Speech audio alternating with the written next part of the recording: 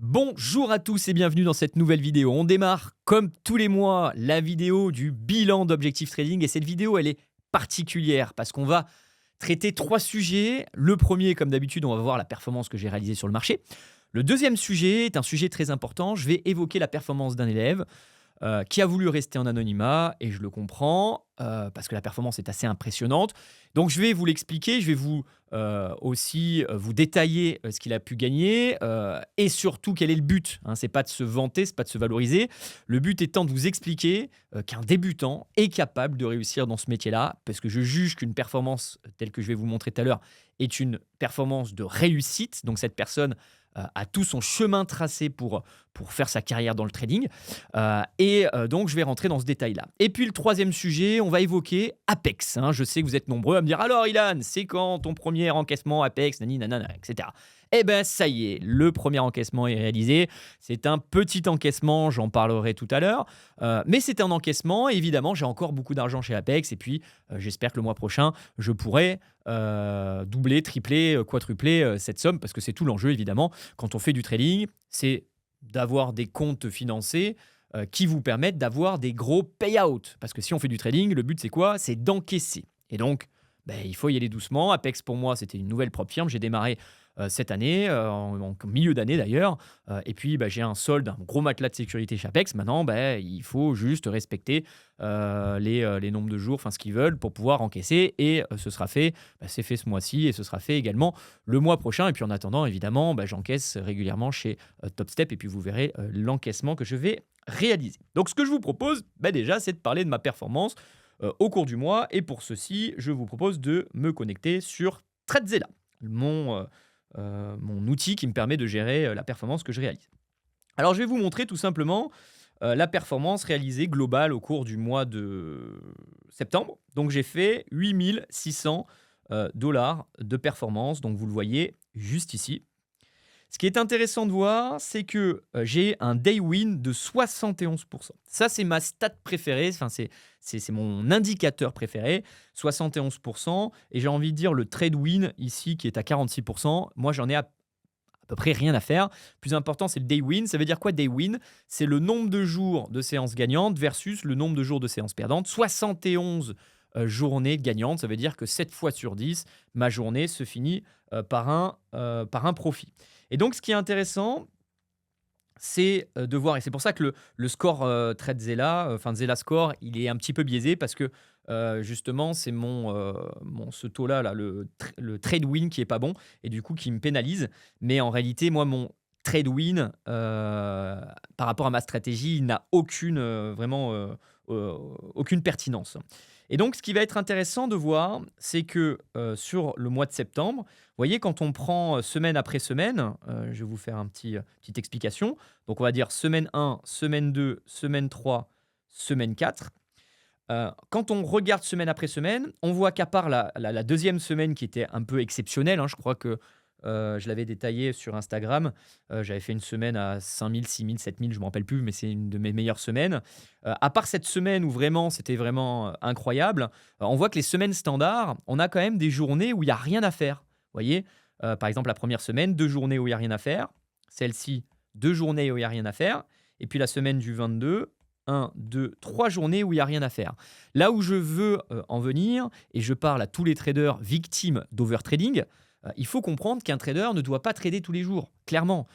Celui qui trade tous les jours, qui voit des opportunités tous les jours, moi je me dis que sa stratégie est peut-être un petit peu trop agressive. Il faut vraiment comprendre que quand tu veux réussir dans le trading, il faut savoir sélectionner. Sélectionner pas les trades, sélectionner les configurations, les moments où c'est intéressant de trader. Et quand on regarde, moi, ma manière de faire, en moyenne, ce que je dis, c'est 3 à 4 journées par semaine.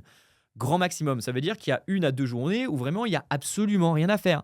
Ça veut dire que oui, je vais regarder l'écran rapidement pour faire mon analyse, mais à côté de ça, rien à faire. C'est-à-dire qu'en fait, il faut vraiment sortir et faire autre chose.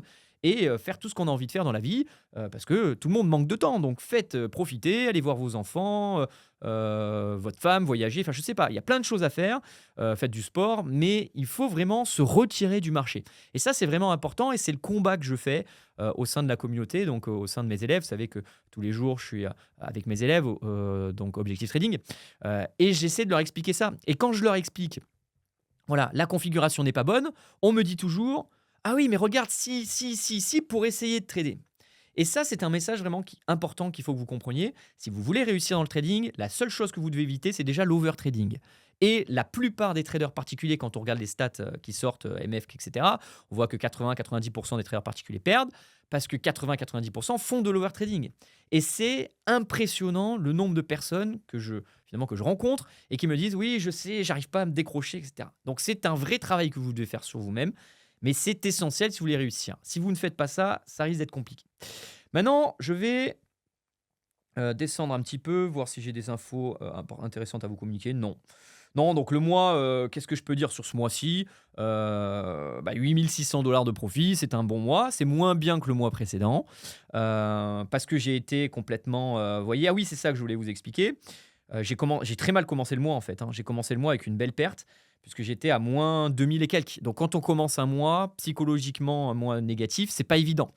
Mais c'est pas grave, c'est ça aussi qui fait la différence entre les bons traders et les moins bons traders. C'est que quand tu démarres, quand tu enchaînes 2-3 séances perdantes avec des sommes importantes, parce que j'ai quand même perdu 3500 $ en 2 journées, on peut quand même rapidement remettre tout en cause. Et c'est le problème aussi que vous aviez, vous les traders particuliers qui ne sont pas rentables encore aujourd'hui, c'est que dès que vous avez la moindre difficulté et on change quelque chose à sa manière de faire, et ci et ça. Capitaliser sur ce qui marche. Il faut vraiment, quand on a une stratégie qui fonctionne et qui a fonctionné, en tout cas, que vous avez pu la faire fonctionner 6 mois d'affilée, en réel, pas en backtesting, s'il vous plaît, en réel, pas en backtesting. Pas en backtesting, ça veut dire pas j'ai étudié sur les 6 mois derniers mois, non, c'est pas ça, c'est en réel, et ça c'est important.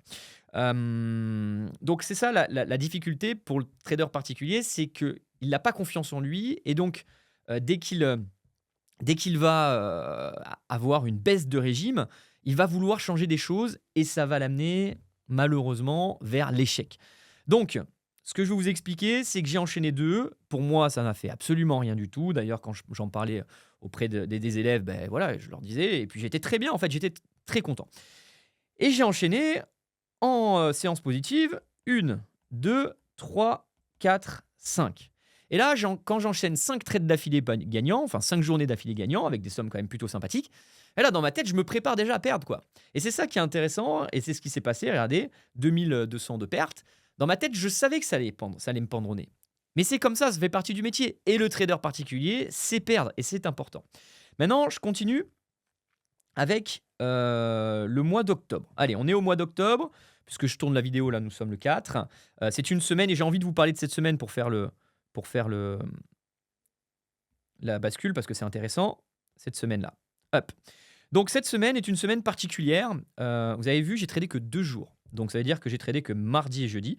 Donc mercredi et vendredi, donc je n'ai pas tradé. Et pour autant, donc j'ai fait une performance de 2000 $, donc une très bonne performance. Et là où je veux en venir, et c'est ce qui me fait, j'ai envie de dire, un petit peu peur, c'est j'ai 2 séances gagnantes, et puis là j'avais enchaîné 1, 2, 3, 4, 5 séances gagnantes.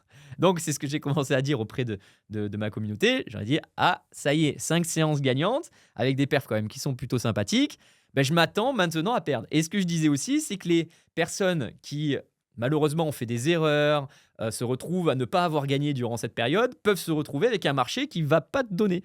Et donc c'est pour ça que le trading est extrêmement difficile. Je m'explique. Là, moi j'ai enchaîné 5 séances gagnantes. J'ai bien gagné, tout s'est bien passé, etc. Par exemple, dans ma communauté, ceux qui suivent les lives, etc., il y a des personnes qui ont dû faire 3 gagnantes, une perdante, ou 4 gagnantes, une perdante, parce que par moment, on peut faire des petites erreurs par-ci, par-là, ou ne pas avoir pris le trade, etc. Et donc, ce que je veux expliquer, c'est qu'imaginons une personne a fait plein d'erreurs et finalement, sur cette période de gain, n'a pas gagné, ou en tout cas a gagné très peu, et se retrouve demain avec une séance perdante.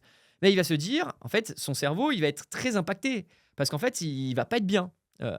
Alors qu'au final, C'est juste qu'il a fait des erreurs sur 3 séances, qu'il aurait dû gagner, mais c'est pas grave. Ces erreurs, avec l'expérience dans le trading, il ne les reproduira plus. Et c'est ça qui est super intéressant, c'est qu'avec le temps, les erreurs, on en fait moins, les erreurs, on n'en fait plus, les erreurs, elles ne font plus partie du quotidien, c'est juste le marché qui te fait perdre. Et là, à ce moment-là, tu exploses en performance. Donc il faut comprendre que quand on fait du trading, la perte fait partie du game. La perte, elle est réalisée à cause de 2 facteurs, soit une erreur de la part du trader, ça arrive, surtout sur des traders qui ont moins d'1 an d'expérience, soit elle est faite parce que le marché ne délivre pas. Et donc, si le marché ne délivre pas, c'est pas grave. Il faut être patient et appliquer, et quand on fait plus d'erreurs, ça match. Attention, je mets toujours les guillemets, il faut toujours avoir une stratégie qui fonctionne, une stratégie qui a été livrée par quelqu'un qui est performant, hein, c'est toujours pareil, parce que sur les réseaux, on voit des stratégies à droite, à gauche, mais vous savez même pas si la personne est rentable. Donc je le dis à chaque fois, je suis désolé, je suis relou. Mais parce que je vois, il y a des personnes qui m'écrivent, ouais, non, mais moi j'ai une période difficile, je demande sa stratégie, il me raconte un truc, c'est incompréhensible. Et je lui dis, avec ça, tu peux gagner de l'argent. Il me fait, ouais, mais si, ça, j'ai backtesté sur 3 mois, la dernière fois, ça marchait. Non, ça ne marche pas sur le long terme. Donc c'est ça qui est aussi important. Quand on fait du trading, il faut vraiment comprendre qu'il faut comprendre le marché, quoi. Comprendre qu'il faut comprendre, c'est boche, hein, mais bon, je suis désolé. Mais il faut comprendre le marché. Si vous ne comprenez pas le marché, c'est compliqué. Voilà, je dis pas que vous ne pouvez pas y arriver, mais c'est compliqué. Ok. Voilà, maintenant, j'ai envie de vous montrer quand même les payouts du mois. Donc, je vous ai dit performance 8600 $. J'ai donc fait des encaissements. J'ai préparé les petits encaissements. On va commencer donc par un compte Top Step. Donc, je vous le montre. 2300 $ donc sur ce compte-là. J'ai également encaissé 1100 $ sur ce compte-là. Donc, ça fait 3004. J'ai encaissé également sur un autre compte Top Step 2200 $. Hop. Et enfin, j'ai encaissé sur Apex mon premier encaissement de 2000 $. Alors, c'est pas grand-chose, je sais, 2000 $. Je sais pas combien j'ai sur Apex, je compte pas tous les jours, mais je suis bien au-dessus de 20 000 $. C'est comme ça. Le problème, c'est que je suis sur beaucoup de comptes. Donc voilà, ils sont tous chargés. Ils ont tous un matelas de sécurité. Le problème, c'est qu'il faut laisser le temps qu'ils dépassent les seuils. Et je vais vous les expliquer les seuils pour comprendre. Mais voilà, on y va molto. En attendant, je travaille aussi sur Top Step. Donc ça veut dire que quand je prends mes trades sur Top Step, je ne les prends pas sur Apex. Donc forcément, les gains que je fais à droite, à gauche, voilà, le plus important, c'est de voir le cumul. Et donc si on compte l'intégralité, donc ça me fait 4003, 5004... 5004, 5006, 7600 $ d'encaissement ce mois-ci. Hein, je vous rappelle que tous les mois, je vous fais une vidéo comme ça où je vous montre les payouts. Et donc ce mois-ci, on est sur 7000 et quelques. Alors oui, je sais, on peut...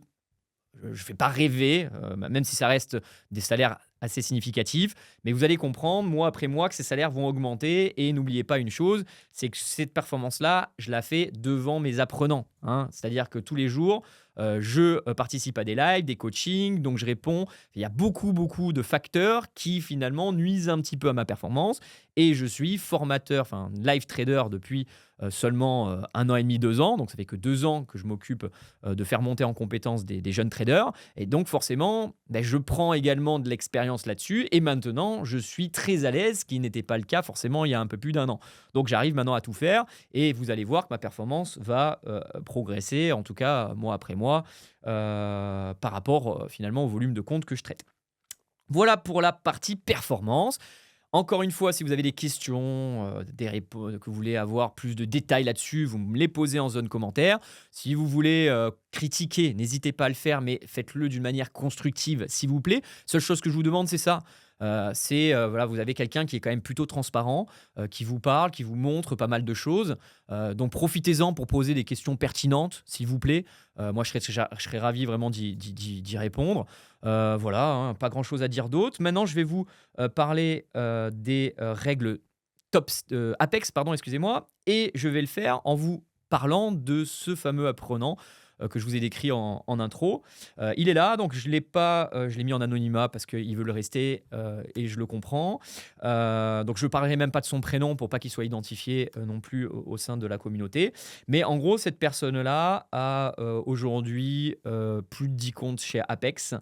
C'est des comptes à 250 000. Donc, en gros, il a un actif supérieur à 2 500 000.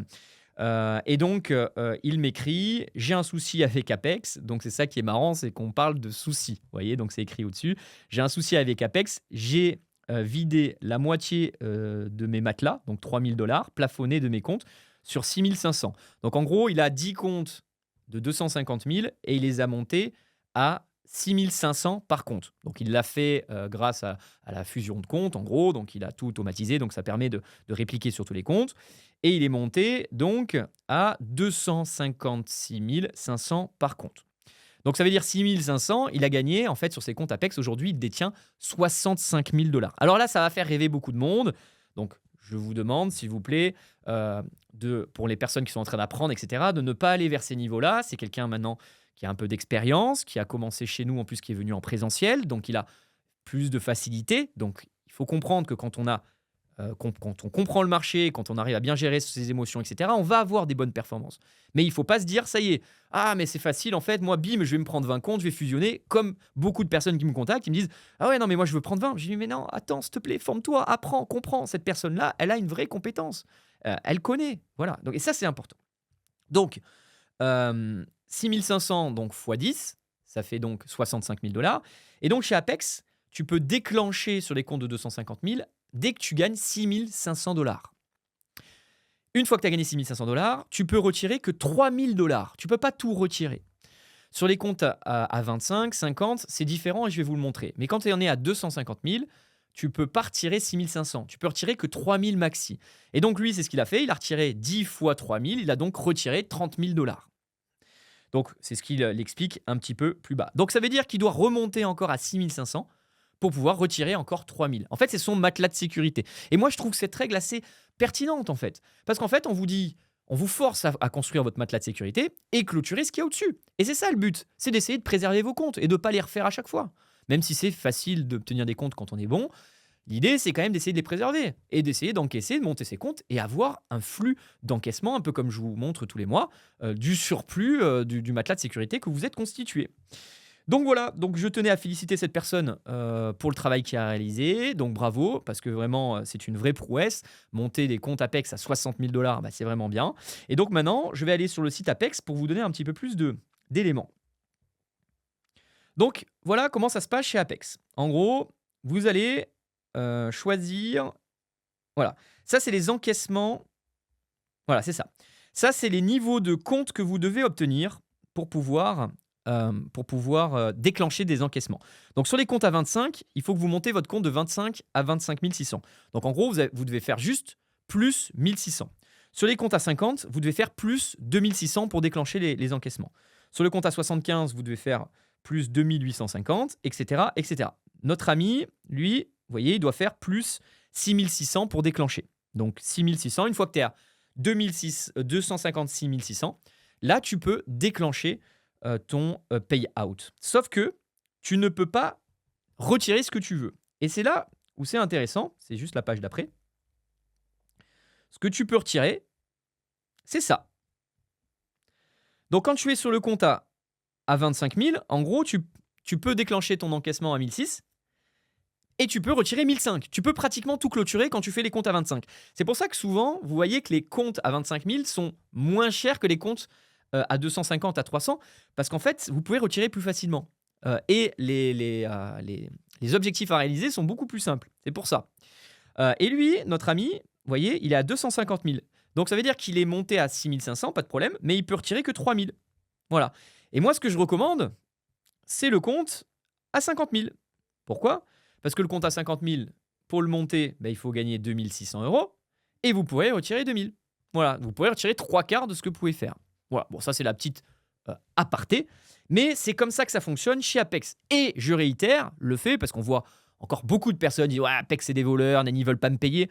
Les amis, s'ils ne veulent pas le payer, ça veut dire que vous ne payez pas correctement, vous ne tradez pas correctement, excusez-moi. Il faut vraiment retenir ce message. Si vous n'êtes pas payé chez Apex, c'est que vous ne tradez pas correctement. Parce que derrière, ils ont des règles à respecter. Il faut juste en prendre connaissance. Et si vous êtes un trader traditionnel qui respecte bien son money management, il n'y aura aucun problème. J'ai fait la demande de paiement avant-hier. j'ai déjà eu l'approbation, le lendemain ou le surlendemain. Hein, approbation, on m'a pas demandé de vidéo explicative, on m'a rien demandé, et on m'a dit OK, voilà. Et ce sera pareil sur tous les comptes que je vais payer le mois prochain. Ce sera exactement la même chose, en fait. Donc, gardez en tête que si c'est refusé, c'est que vous agressez un peu trop le marché. Alors après, il y a des techniques, hein. Il y en a qui agressent le marché et qui gagnent à long terme, etc. Et de temps en temps, ça passe. Il n'y a aucun problème là-dessus. Mais c'est pas du trading traditionnel avec une bonne gestion de money management, etc., tel qu'on peut le voir aujourd'hui dans des salles de marché, etc. Voilà. Donc j'arrive à la fin de cette vidéo. J'espère qu'elle vous a plu. J'espère que vous appréciez quand même cette transparence. Parce que je ne sais pas si vous avez quand même conscience qu'il n'y en a pas beaucoup des personnes qui vous montrent comme ça, mois après mois, les encaissements, qui vous font rentrer un petit peu dans l'école en vous disant un petit peu ce qui se passe de temps en temps, de quelques petites infos, par exemple pour un élève, etc. Donc c'est quand même assez intéressant, je pense. Donc s'il vous plaît, j'ai l'impression de mendier, abonnez-vous à la chaîne si ce n'est pas déjà fait, parce que ça nous aide clairement, ça nous met en avant aussi quand vous vous abonnez, quand vous activez la petite cloche et que vous regardez la vidéo, ben, ça nous met en avant. Et en tout cas, moi ce que je veux introduire dans le marché français, c'est du trading de qualité. C'est du trading sans blabla, c'est du trading sans, on va dire, en toute transparence, et c'est très rare. Voilà, malheureusement, c'est très rare dans ce marché. Donc, quand vous avez des personnes qui le font, bah, aidez-les en mettant un beau pouce bleu. Voilà les amis, j'en ai terminé pour cette vidéo. J'espère que ça vous a plu. On se retrouve donc le mois prochain pour le bilan. Et puis, je vous ai préparé une petite vidéo sympa qui va arriver juste après celle-ci sur les prop firmes. Quelle est ma meilleure prop firme? Parce que vous êtes nombreux à la connaître. Donc, ça arrive juste après cette vidéo. En tout cas, celle-ci va être publiée normalement demain. Je vous souhaite une bonne journée. À très vite. Bye.